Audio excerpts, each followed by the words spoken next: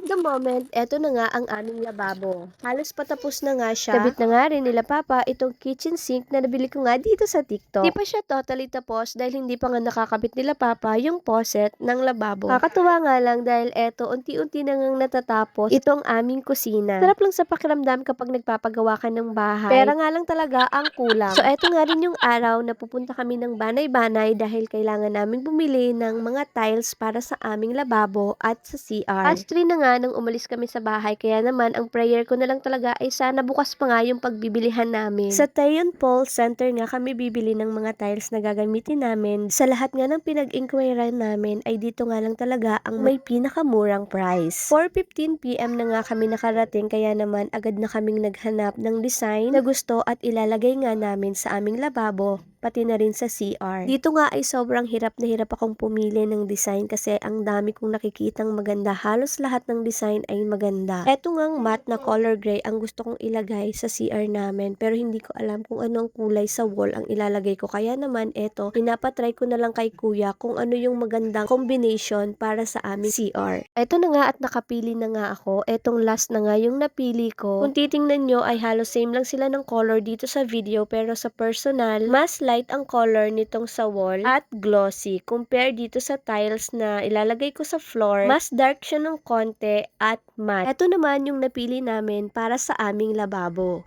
Nung sure na nga kami sa color at design na kukunin namin ay kinarga na nga nila kuya dito sa aming sasakyan. Habang nilalagay nga nila kuya yung mga tiles sa sasakyan, nasa counter naman ako ng mga oras na yan para magbayad. Umabot din nga ng 53 pieces itong tiles na nabili namin. Sama na yung sa lababo at sa CR namin. So ayan, nailagay na nga rin lahat nila kuya yung mga tiles dito sa sasakyan. Past 5 PM na nga ng mga oras na to at magko-close na rin sila kuya. Saka ko nga lang na-realize na kami na lang ang customer at kami na nga lang din ang hinihintay na makaalis para naman makapag-close na nga sila. So ayan, pauwi na nga kami dito. Madilim na nga nung nakarating kami sa bahay. Pagdating nga namin ay agad na ngang binaba ng aking asawa at ng aking kapatid yung mga tiles na nabili namin. Yun lang guys, hanggang dito na lang. Update ko na lang kayo kapag nakabit na.